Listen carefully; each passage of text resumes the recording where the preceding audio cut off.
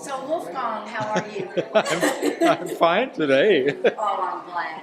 Can you tell us a little bit about your connection with Centenary and the community? Just go back as far as you would like to go. Okay, I think I can do that.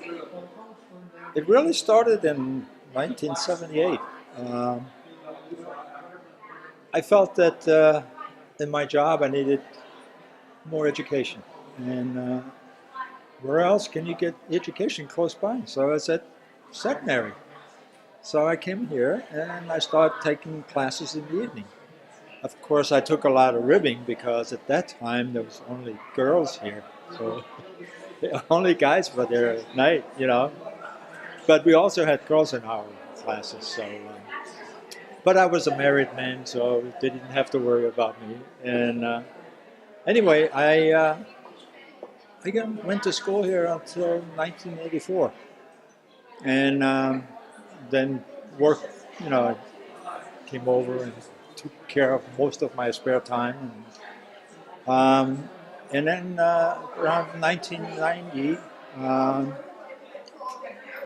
then Stephanie Bennett Smith, who was previous president, asked me if I would be willing to on the board. And I said, what does it entail? And she says, well, it's the board of trustees, and you take care of the college, the fiscal responsibility of the school. And I said, okay.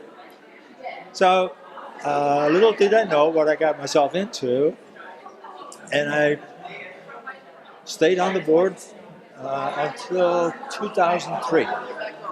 And then I took a short hiatus that I don't want to go into why, but after that storm passed, I came back, and the first thing they asked me to do is find a new president because the previous president had quit.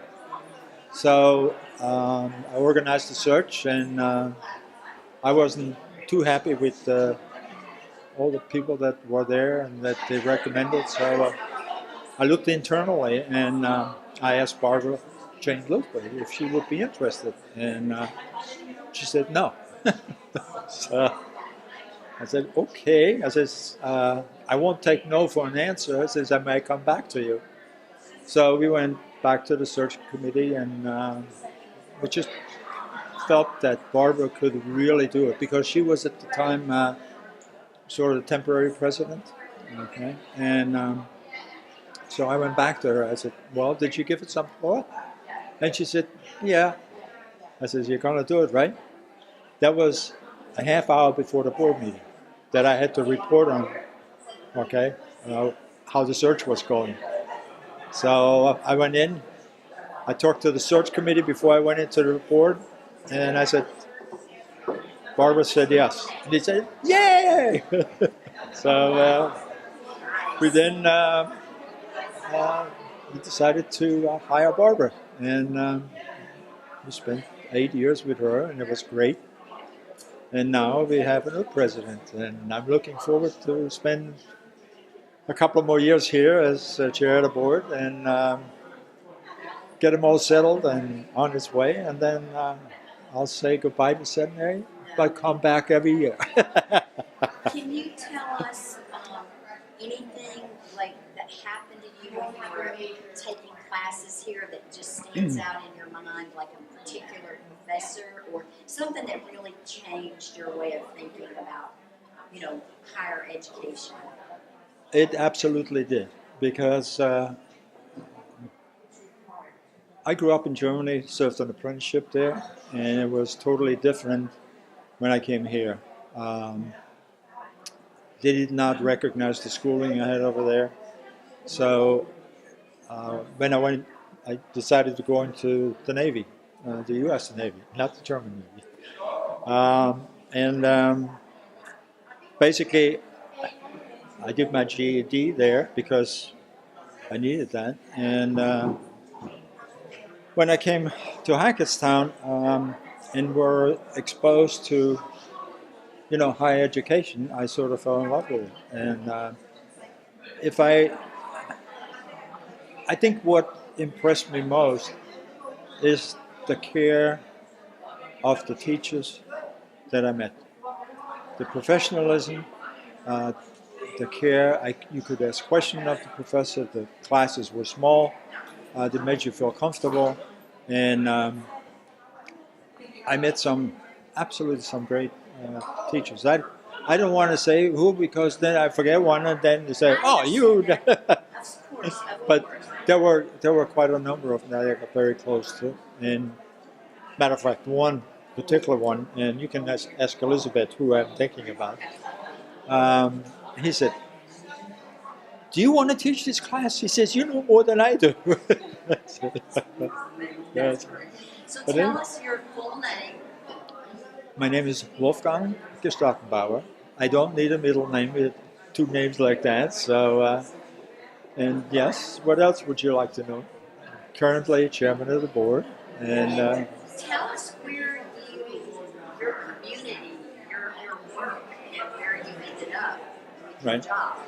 Well, once I came out of the Navy, I was looking for a job. I worked in Wharton, New Jersey, and just prior to going into the service, I put an application in at Mars. And while I was away, they accepted me, except I wasn't around. So when I came back after 4 years, I said, "I'm here. Do you still want me?"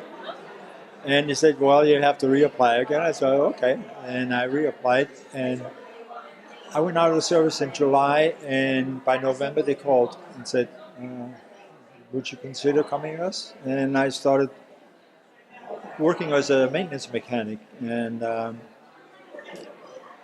I didn't have much more of a goal than becoming the best maintenance mechanic there was. And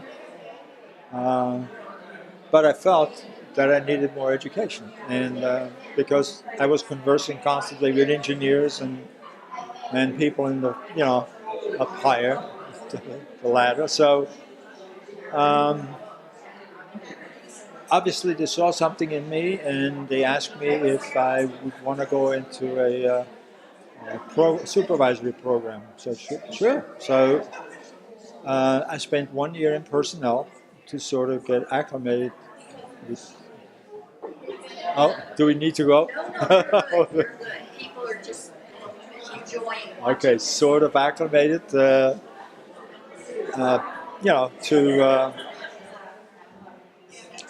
I guess, being asked if I wanted a certain promotion. I said, yeah. So they made me maintenance manager. And then after a while, they made me operations manager. And then they decided that they wanted me back in personnel, so I became a personnel director. And then from there, I went operations director. And then the last job that I held was responsible for the personnel for the aid manufacturing plant in the U.S. So you're higher education, aren't you? absolutely, Along with your grit. it's it's in 1913 I did a graduation speech for the graduates here, and they asked me what are you going to talk about, and I said, well, I can talk about my life and some of the things that I learned. And the four things that I imparted on the students is I said, always be ready for your next job. Always do the best job no matter what you do. Make sure that you're lucky to be at the right place at the right time, because that has a big influence. I said, and be honest and thoughtful, and you shall go and wind up maybe standing up here in the podium and address the next graduating students, So, anyway. Thank you so much for sharing. My pleasure. This is really nice. Yeah. Now you know where I came from. That's right, I do.